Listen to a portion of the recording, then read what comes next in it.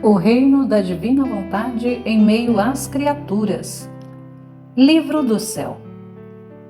As chamadas criaturas à ordem, ao seu posto e à finalidade para a qual foram criadas por Deus. Por Luísa Picarreta. Volume 4. Capítulo 165, 24 de dezembro de 1902. Efeitos do sofrer. Valor da soberba. Continuando o meu habitual estado, encontrei-me fora de mim mesma e encontrei Nosso Senhor que junto tinha uma cruz toda entrelaçada de espinhos. Então tomou-a e colocou-a sobre os meus ombros, ordenando-me que a levasse no meio de uma multidão de pessoas para dar prova de sua misericórdia e aplacar a justiça divina. Era tão pesada que a levava curvada e quase me arrastando. Enquanto a levava, Jesus desapareceu, e aquele que me guiava, quando cheguei a um ponto, me ha dito: deixa a cruz e desnuda-te, porque deve retornar Nosso Senhor, e te deve encontrar pronta para a crucificação.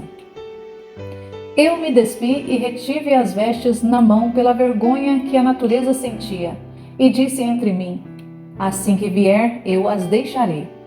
Enquanto eu estava nisso, ele voltou e me encontrou com as vestes na mão e ele me disse: você nem mesmo se despiu completamente para poder rapidamente crucificá-la. Então deixaremos para outro tempo. Eu fiquei confusa e aflita, nem poder pronunciar uma palavra. E Jesus, para me consolar, tomou-me pela mão e me disse: dize-me, o que queres que te doe? E eu: Senhor, sofrer. E ele: e o que mais?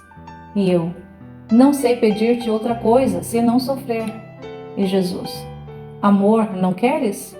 E eu: não, sofrer, porque me dando o sofrimento me dará mais amor. E isto eu sei por experiência, que para obter as graças, o amor mais forte e o tu mesmo, não se obtém por outra coisa senão por meio do sofrimento. E para merecer-me todas as tuas atrações, gostos e complacências, o único meio é sofrer por amor teu. E ele: amada minha, quis te provar para reacender em ti, principalmente o desejo de sofrer por amor meu. Depois disto, vi pessoas que acreditavam em algo mais do que os outros, e o bendito Jesus me disse: minha filha, quem diante de mim e diante dos homens se crê alguma coisa, nada vale. E quem se crê nada, vale tudo. Primeiro diante de mim, porque se faz alguma coisa, não acredita que a faz porque pode fazê-la, porque tem a força, a capacidade, mas fala porque recebe de Deus a graça, as ajudas, as luzes. Portanto, pode-se dizer que a faz em virtude do poder divino. E quem tem consigo o poder divino, já vale tudo. Segundo, diante dos homens, este agir em virtude do poder divino, fala, agir tudo diferente, e não faz outra coisa que transmitir luz do poder divino que sai em si, e contém de tudo o que os mais perversos, sem querer, sentem a força desta luz e se submetem a seu querer. E eis que também diante dos homens vale tudo. Ao contrário, quem acredita em alguma coisa, além de não valer nada, me é abominável. E pelos modos ostentosos e refinados que tem, acreditando-se eles alguma coisa, zombando dos demais, os homens os têm assinalados com o dedo como sujeito de escárnio e de perseguição. Capítulo 166, 26 de dezembro de 1902. As calúnias, as perseguições, as oposições servem para justificar o homem.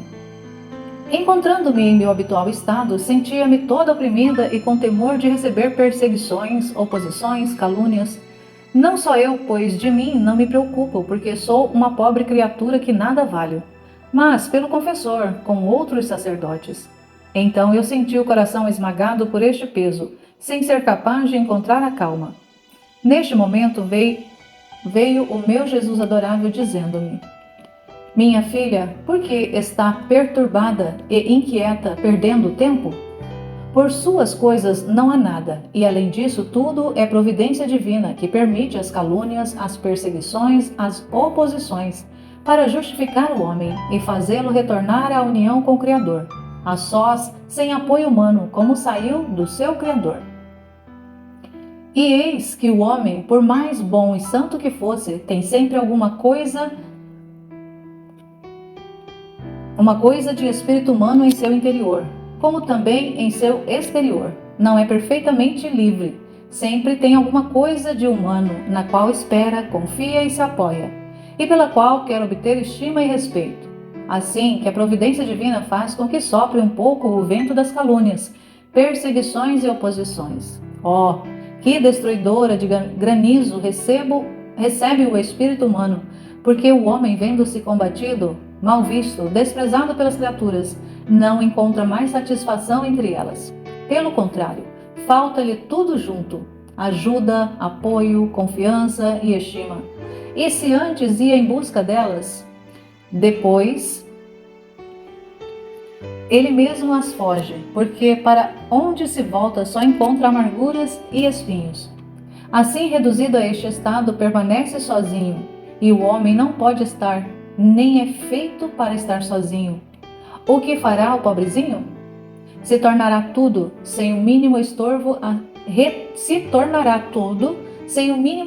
ao seu centro Deus.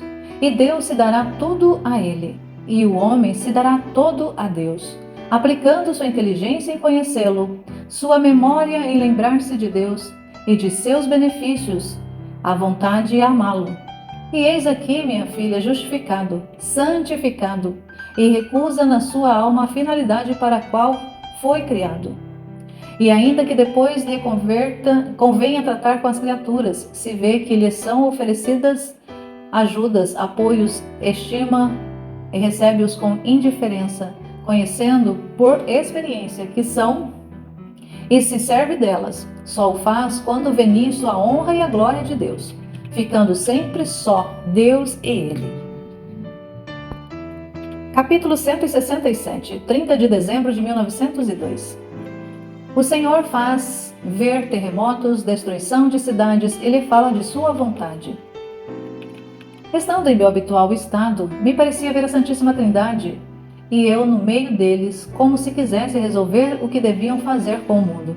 Então parecia que me diziam: se ao mundo não se lhe mandam fortíssimos flagelos, tudo terá terminado para ele em matéria de religião, e se voltarão pior que os mesmos bárbaros. Enquanto diziam isso, parecia que guerras de todas as espécies, terremotos que destruíam cidades inteiras e doenças desciam à terra. Eu, ao ver isso, tremendo toda, disse: Majestade Suprema, perdoai a ingratidão humana. Agora mais do que nunca o coração do homem se rebelou. Se for castigado, se rebelará principalmente, acrescentando ultrajes a ultrajes à vossa majestade. E uma voz que saía do meio deles dizia: o homem pode rebelar-se quando só é mortificado, mas quando é destruído, cessa sua rebelião. Agora, aqui não se fala de mortificações, mas de destruição. Depois disto desapareceram, mas quem pode dizer como fiquei? Muito mais porque sentia como uma disposição de querer sair deste estado de sofrimentos, e uma vontade não perfeitamente resignada ao querer divino. Via com clareza que a mais feia afronta que a criatura pode fazer ao Criador é opor-se a seu querer santíssimo, e por isso sentia a pena. Temia fortemente que pudesse fazer um ato oposto ao seu querer, e com tudo isso não podia me acalmar. Então, depois de muito esperar, regressou o meu adorável Jesus e me disse: minha filha, muitas vezes eu me contento em escolher as almas, em cercá-las de força divina, de modo que nenhum inimigo possa entrar nela. E aí estabeleço minha perpétua morada. E neste morar que faço, me abaixo, pode-se dizer, aos mais pequenos serviços. A limpo, lhe extirpo todos os espinhos, lhe destruo tudo o que de tal mal tem produzido a natureza humana. E nela planto tudo o que de belo e de bom em mim se encontra, tanto de formar o mais belo jardim de minhas delícias, do qual me sirvo ao meu gosto e segundo as circunstâncias de uma minha glória, e bem aos outros, tanto que se pode dizer que já não tem nada de seu, servindo-me só para meu quarto. Então você sabe o que é preciso para destruir tudo isso? Um ato oposto à minha vontade. E tudo isso você fará se você se opor à minha vontade. E eu temo, Senhor, que os superiores possam me dar obediência da outra vez. E ele: isso não é coisa tua, e eu as verei com eles, mas nisto está o teu querer. Apesar de tudo isto, não podia me acalmar e ia repetindo em meu interior: que mudança funesta me aconteceu. Quem tem desunido meu querer do querer de meu Deus, que parecia que formavam um só. Capítulo 168, 31 de dezembro de 1902. Jesus ama tanto a Luísa que chega a amá-la quanto se ama a si mesmo, embora às vezes não possa vê-la e lhe seja repugnante. Explicações. Continuava com o temor de que pudesse opor-me ao querer do meu adorável Jesus. Sentia-me toda oprimida e angustiada, e estava pedindo-lhe que me libertasse, dizendo-lhe: Senhor, tem piedade de mim, não vês o perigo em que me encontro? É possível que eu, vilíssimo vermezinho, me atreva tanto de sentir-me oposta a seu santo querer? E além disso, que bem possa encontrar e em que princípio cairei se me encontro desunida de tua vontade? Enquanto dizia isto, o bendito Jesus se moveu em meu interior, e com uma luz que me mandava parecia que me dizia: Tu nunca compreendes nada. Este estado é estado de vítima. Quando te oferecem vítima por corato, tu aceitaste. Agora, que coisa há de mal em corato? Não há talvez a rebelião para com o Criador por parte da criatura, entre sacerdotes e leigos, entre partidos e partidos? E bem, teu estado de rebelião, não querido, o temor, tuas penas, é estado expiatório. E este estado de expiação eu o sofri no Getsemane, tanto que cheguei a dizer: se é possível passar de mim este cálice, mas não se faça minha vontade senão a tua. Enquanto que em todo o curso de minha vida a tinha desejado tanto, até me sentir consumir. Ao ouvir isto, parece que me acalmei e me senti fortificada, e lhe pedi que derramasse em mim suas amarguras. E havendo-me aproximado de sua boca, por quanto chupava, não saía nada, só um fôlego amarguíssimo que me amargava todo o interior. E eu vendo que nada derramava, disse: Senhor, já não me amas? Se você não quer derramar amargura, pelo menos derrama suas doçuras. E ele: Mas bem te amo mais, e se você pudesse entrar em meu interior, veria com clareza em todas as minhas partículas o amor especial para você. E algumas vezes te amo tanto que chego a te amar quanto me amo a mim mesmo, se bem às vezes não me posso ver e me é nauseante. Estas últimas palavras foram como um relâmpago ao meu pobre coração. Pensar que nem sempre era amada por meu amante Jesus, e que em ocasiões chegava a ser uma alma abominável. Se ele mesmo não tivesse corrido a explicar-me o significado, eu não teria podido viver mais. Então ele adicionou: Pobre filha, é muito difícil para você? Você encontrou a minha sorte. Eu era sempre o que era, uno com a Trindade Sacrossanta, e nos amávamos com um amor eterno, indissolúvel, porém coberto como vítima de todas as iniquidades dos homens. Meu exterior era abominável ante a divindade, tanto que a justiça divina não me perdoou em nenhuma parte, tornando-se inexorável até me abandonar. Tu és sempre como és comigo, mas como desempenhas o estado de vítima, teu exterior aparece ante a divina justiça coberta das culpas dos demais. Eis porque te disse estas palavras: Sem embargo, tu te tranquiliza-te, porque te amo sempre. Dito isto, desapareceu. Parece que o bendito Jesus desta vez tinha vontade de me inquietar, mas logo me dá a paz. Seja sempre bendito e agradecido. Capítulo 169, 5 de janeiro de 1903. A liberdade é necessária para conhecer o bom e o mal. Esta manhã me sentia quase livre dos sofrimentos. Eu mesma não sabia o que fazer. quando de repente me senti fora de mim mesma e via pessoas de nossa cidade que, além das palavras e calúnias que haviam dito, planejavam chegar aos atos. Enquanto estava nisto, vi o bendito Jesus e disse: Senhor, demasiada liberdade dás a estes homens infernais. Até agora têm sido palavras de inferno. E agora querem chegar a pôr as mãos sobre os teus ministros. Convida-os e tem compaixão deles, e ao mesmo tempo defende aqueles que te pertencem. E ele: Filha, é necessário esta liberdade para conhecer o bom e o mal.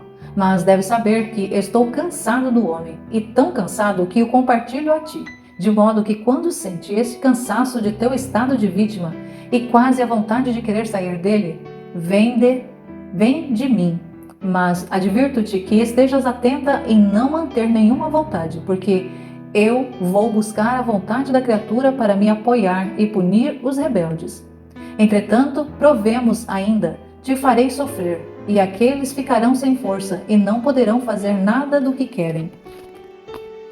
Quem pode dizer o que sofri e quantas vezes me renovou a crucificação? E quanto fazia isto, me disse, levantando sua mão para o céu. Minha filha, ao homem não o fiz para a terra, mas para o céu. E sua mente, seu coração e tudo o que o seu interior contém devia existir no céu. E se isso fizesse, receberia nas três potências o influxo da Santíssima Trindade, e ela ficaria copiada nele mesmo. Mas, como se ocupa de terra, recebe em si a lama, a podridão e toda a cloaca de vícios que a terra contém. Capítulo 170, 7 de janeiro de 1903. Pede a Jesus que lhe esclareça o seu estado, e ele esclarece-o. Continuando meu habitual estado, estava pensando: será possível poder ser verdade que por poucos sofrimentos meus o Senhor suspenda os castigos, que debilite as forças humanas para que não façam revoluções e para não formar leis iníquas? E além disso, quem sou eu para merecer um pouco sofrimento e tudo isso? Enquanto isso pensava, veio o bendito Jesus e me disse: Minha filha, nem tu, nem quem te dirige compreenderam teu estado. Tu, no estado de sofrimentos, desapareces de todo, e eu só, não misticamente, senão em carne viva, reproduzo meus mesmos sofrimentos que sofreu minha humanidade. E não foram talvez os meus sofrimentos que enfraqueceram os demônios, iluminaram as mentes cegas e, em uma palavra, os que formaram a redenção do homem? E se o puderam fazer então na minha humanidade, não o poderão fazer agora na tua? Se um rei fosse habitar em um pequeno barraco e ali dispensasse graças, ajuda, moedas, continuaria seu ofício de rei. Se alguém não acreditasse, se diria que é tolo, pois se é rei, pode fazer o bem tanto no palácio real como no pequeno barraco. E bem mais, admira-se mais sua bondade, porque sendo rei, não desdenha habitar em pequenas pocilgas e viçosas cabanas. Assim é a sua situação. Eu compreendia com clareza tudo isso e disse: Meu Senhor, tudo está bem como dizes. Toda a dificuldade de meu estado está na vinda do sacerdote. E ele: Minha filha, ainda que um rei habitasse em pequenas pocilgas, pelas circunstâncias, pelas necessidades, pela condição de rei, é conveniente que seus ministros não o deixem sozinho, mas que lhe façam companhia, servindo-o e obedecendo-o no que ele quer. Fiquei tão convencida que não sabia mais o que dizer. Capítulo 171, 9 de janeiro de 1903. Tudo está escrito no coração de quem crê, espera e ama. Esta manhã me sentia toda oprimida, pois tinha vindo Monsenhor a me visitar, porque dizia que não era certo que fosse Jesus Cristo quem operava em mim. E ao ouvir, o bendito Jesus me disse: Minha filha, para compreender bem a um sujeito se necessita crer, porque sem isto tudo é escuridão no intelecto humano. Enquanto que só crer acende na mente uma luz, e por meio desta luz descobre com clareza a verdade e a falsidade, quando opera a graça e quando a natureza, e quando o diabólico. Olha, o Evangelho é conhecido por todos, mas quem compreende o significado das minhas palavras, as verdades que ele contém? Quem as conserva em seu próprio coração e faz delas um tesouro para comprar o reino eterno? Ou seja, quem crê. E todos os outros não só não compreendem nada, mas servem-se delas para zombar e zombar das coisas mais santas. Portanto, pode-se dizer que tudo está escrito nos corações de quem crê, espera e ama. E para todos os outros, nada está escrito para eles. Assim é de você. Quem crê, um pouco vê as coisas com clareza e encontra a verdade. Quem não, vê as coisas todas confusas. Capítulo 172, 10 de janeiro de 1903. As palavras que mais confortam a doce mãe são Dominus tecum, que quer dizer o Senhor é contigo. Esta manhã, depois de ter esperado muito, veio a rainha mãe com o menino nos braços e deu-me dizendo-me que o tivesse cortejado com atos contínuos de amor. Porquanto pude o fez, e enquanto isso fazia, Jesus me disse: Amada minha, as palavras mais agradáveis e que mais consolam a minha mãe são o Dominus tecum, porque não apenas foram pronunciadas pelo arcanjo, sentiu comunicar-se nela todo o ser divino, e por isso se sentiu investida do poder divino, de modo que o seu, diante do poder divino, se perdeu, e minha mãe ficou com o poder divino em suas mãos. Capítulo 173, 11 de janeiro de 1903. Ver Monsenhor que luta pela religião. Havendo-me dito o confessor que rezasse segundo as intenções do Monsenhor, via encontrando-me fora de mim mesmo, que não concerne a Monsenhor, mas a outras pessoas. E entre elas vi uma mulher muito boa, mas toda consternada, e que chorava. E Monsenhor, sob os braços de uma cruz com Cristo pregado em cima dela, que ofendia, e devia ter ocasião para combater pela religião. E o bendito Jesus dizia: Eu os confundirei. Capítulo 174, 13 de janeiro de 1903. Vê a Santíssima Trindade, males das adulações. Encontrando-me em meu habitual estado, parecia ver a Santíssima Trindade que reciprocamente se olhavam. E era tanta sua beleza que ficavam estáticos só de se olhar. E neste estado se transbordavam fora em amor, e por este amor ficavam como sacudidos, e permaneciam mais intensamente estáticos. Assim que todo o seu bem e complacência estavam compreendidos neles mesmos. E toda sua eterna vida e bem-aventurança e funcionamento estavam encerrados nesta única palavra: amor. E toda a bem-aventurança nos santos era formada por esta obra perfeita da Santíssima Trindade. Enquanto via isto, o Filho tomou a forma de crucificado, e saindo do meio deles, veio a mim participando-me das penas da crucificação. E enquanto estava comigo, pôs-se de novo no meio deles, e ofereceu os seus e os meus sofrimentos, e deu satisfação pelo amor que lhe deviam todas as criaturas. Quem pode dizer sua complacência e como ficavam satisfeitos com a oferta do Filho? Parecia que assim como o criar as criaturas, não havia saído outra coisa de seu interior que chamas contidas de amor, pois para desafogar a este amor, começaram a criar tantas outras imagens deles. Então ficavam satisfeitos quando recebiam o que tinham dado, isto é, amor deram, amor querem. Assim que a mais ofensa feia é não amá-los. No entanto, ó Deus 3 vezes santo, quem é aquele que te ama? Depois disto desapareceram, mas quem pode dizer o que compreendia? Minha mente se perdia e a língua não sabe articular palavra.